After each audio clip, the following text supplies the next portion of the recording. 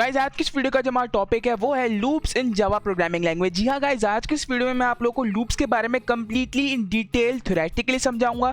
मैं आप लोगों को लूप्स के बारे में पढ़ाऊंगा, फिर उसकी टाइप्स के बारे में थोड़ा बहुत इंट्रो दूंगा और फिर उसके बाद में लूप्स की थोड़ी बहुत प्रोग्रामिंग करके भी मैं आपको समझाऊंगा। तो चले अब without wasting any time let's get started. So guys यहाँ पर मैंने लूप्स की एक डेफिनेशन लिखी हुई है। So guys, मैंने यहाँ पे लिखा हुआ है in programming sometimes we need to execute the block of code repeatedly while some conditions evaluate of true। बात का मतलब सिंपली यही है कि कभी कभार जावा प्रोग्रामिंग के अंदर हम लोगों को कुछ लाइन ऑफ कोड जो होता है वो रिपीटेडली एग्जीक्यूट करवाना होता है बार बार सेम कंडीशन के ऊपर जो कि ट्रू होती है। However, loop statements are used to execute the set of instruction in a repeated order। यानी लूप स्टेटमेंट हमें हेल्प करती है रिपीटेटिव ऑर्डर ऑफ कोड को प्रिंट करने में। अब इस बात का मतलब मैं आपको इजी लैंग्वेज में समझाता हूँ। लेट्स सपोज मैंने आप लोगों को बोला कि आपको नंबर सीक्वेंस प्रिंट करना है। कैसे? मैं आपको बोल लूँ भाई अपने 5 नंबर सीक्वेंस प्रिंट करना है, यानी आपने प्रिंट करना है 1 2 3 और 4 एंड 5। तो आपने ये 5 नंबर मुझे प्रिंट करके देना है जावा प्रोग्रामिंग के अंदर। तो आप क्या करोगे? आप बोलोगे ठीक है भाई, सिंपल है, मैं system.out.println लिख के तीनों नंबर को 5 बार लिख दूंगा तो ये मुझे प्रिंट होके मिल जाएंगे। लेकिन अगर मैं आपको कहूँ कि आपने 100 नंबर इसी सीक्वेंस से प्रिंट करके देने हैं, आपने 1000 नंबर इसी सीक्वेंस से प्रिंट करके देने हैं, तो क्या होगा? तो क्या ये आपके लिए ईजी होगा कि आप system.out.println कॉपी पेस्ट करते रहो? तो ये तो बहुत ज़्यादा प्रॉब्लम हो जाएगी।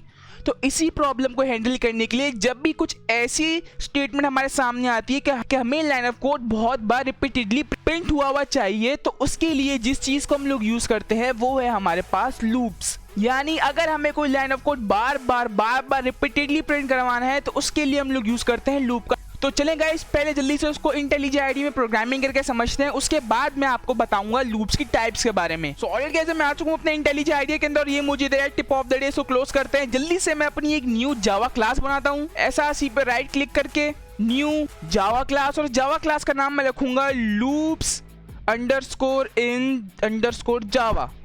एंटर प्रेस करूंगा, डॉट जावा लिखने की जरूरत नहीं, ऑटोमेटिकली यहाँ पे ऐड हो जाएगा। अब आपने क्या करना है, शिफ्ट एंटर प्रेस करना है, मेन लिख के एंटर प्रेस करना है, बाकी काम IntelliJ IDEA कर देगा। तो अब मुझे क्या करना है, जैसे कि मैंने आपको बताया कि आपको नंबर ऑफ सीक्वेंस प्रिंट करना है, आपने प्रिंट करना है 1 2 3 4 5। तो अब आप लोग क्या करोगे, आपने इसको हॉरिजॉन्टली प्रिंट करना है। कुछ तो प्रिंट करने का सिंपल तरीका क्या है, आप यहाँ पे लिखेंगे system.out.println, इसके अंदर आप लिख देंगे 1 और फिर आप इस पूरी लाइन को ऐसे करके कॉपी करेंगे एंड आप उसको 4 बार नीचे और पेस्ट कर देंगे। और फिर आप क्या करेंगे, उस 1 को हटाकर यहाँ पे 2 कर देंगे, नीचे आप 3 कर देंगे, 4, और आप अपना प्रोग्राम रन करेंगे। मैं रन करके दिखाता हूँ आपको। अगर अपना प्रोग्राम रन करेंगे तो आपको यहाँ पर 5 तक नंबर ऑफ सीक्वेंस प्रिंट होके मिल जाएगा।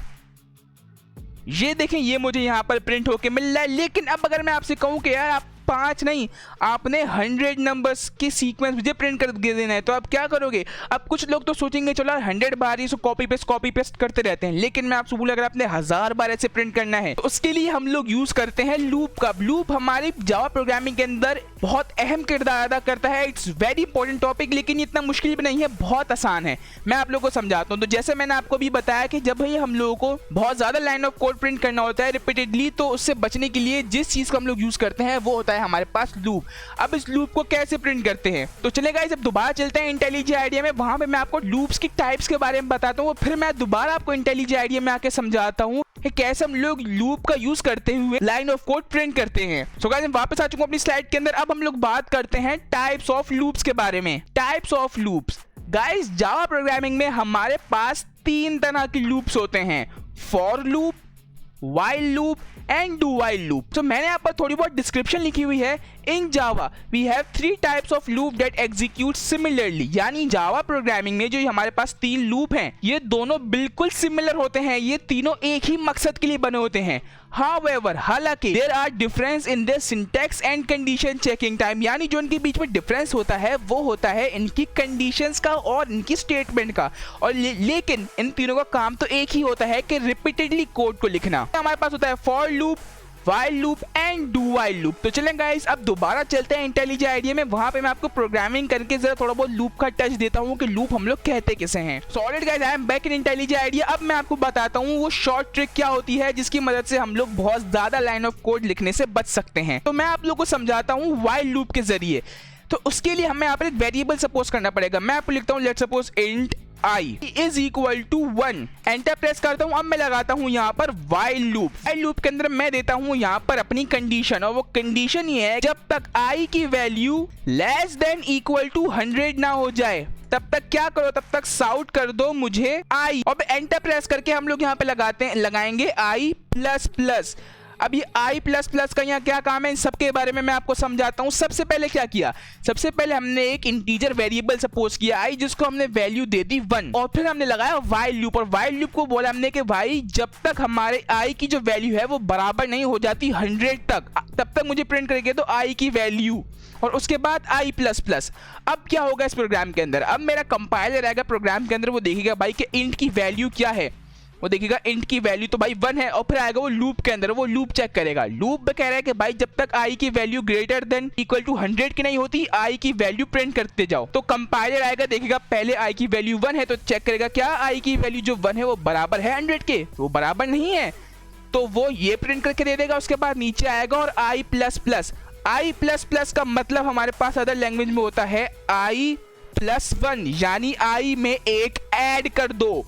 या तो आप आई प्लस 1 लिख सकते हो या तो आप आई प्लस प्लस लिख सकते हो। इस बात का मतलब ये है कि जब मेरा कंपाइलर यहाँ पे आके आई की वैल्यू को 1 प्रिंट करेगा और जब नीचे आएगा तो यहाँ पे देखिएगा आई प्लस प्लस, तो वो इस आई की वैल्यू को कर देगा 2, आई की वैल्यू में एक बढ़ाकर उसको कर देगा 2, और फिर दोबारा चला जाएगा यहाँ पे जाके चेक करेगा कि क्या अब आई की जो वैल्यू 2 हो गई है क्या वो 2 बराबर है 100 के, तो देखिएगा नहीं, वैल्यू तो 2 बराबर नहीं हुई 100 के। दोबारा मुझे वो आई की वैल्यू प्रिंट करके देगा जो कि अब हो गई होगी 2, तो वो 2 प्रिंट करके देगा। उसके बाद आएगा नीचे आई प्लस प्लस, दोबारा आई की वैल्यू को 3 कर देगा, एंड अगेन ये प्रोसेस ऐसे रिपीटेडली होता रहेगा जब तक आई की वैल्यू 99 नहीं हो जाती। 99 तक हो जाएगी वैल्यू, 99 मुझे प्रिंट होकर मिलेगा। उसके बाद ये वैल्यू आई प्लस प्लस से होकर 100 हो जाएगी, और फिर यहाँ पे आएगा आई की वैल्यू डिक्लेयर हो जाएगी 100, और फिर चेक करेगा क्या आई की value less than equal to 100 है। देखिएगा हाँ लेस देन इक्वल टू 100 है, तो वो मुझे 100 जो उस वक्त आई की वैल्यू होगी 100 प्रिंट करके देगा। उसके बाद कर देगा अगेन आई प्लस प्लस, ये रुकेगा नहीं, ये अगेन आई प्लस प्लस करेगा। आई प्लस प्लस करके वैल्यू हो जाएगी 101, तो दोबारा आ जाएगा यहाँ पर वैल्यू डिक्लेयर होगी 101, और फिर यहाँ पे आके इसको चेक करेगा क्या ये स्टेटमेंट ट्रू हो रही है।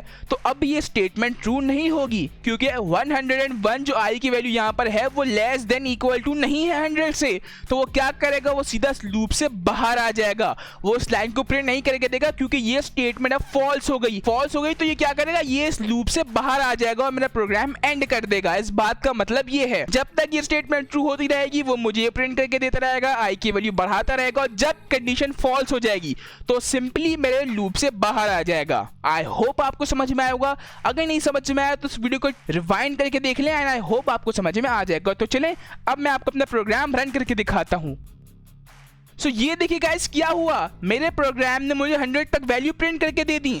देखिए स्टार्टिंग में पहले क्या हुआ, पहले मुझे वैल्यू 1 से लेके 5 तक प्रिंट होके मिली। क्यों प्रिंट होके मिली, क्योंकि मैंने यहाँ पर पहले से किया हुआ है 1 to 5। लेकिन जब मैंने लूप लगाया तो उस लूप ने क्या किया, मुझे 1 की वैल्यू को 100 तक मुझे प्रिंट करके दिया। सो आई होप आपको समझ में आया होगा। सो गाइस इस तरह से आप लोग जितने चाहे उतने नंबर्स प्रिंट करवा सकते हैं। मैं 100 की जगह मैं 500 भी कर सकता हूं। अपने प्रोग्राम को मैं आपको रन करके दिखाता हूं। ये देखिए ये मुझे 500 वैल्यू प्रिंट करके देगा।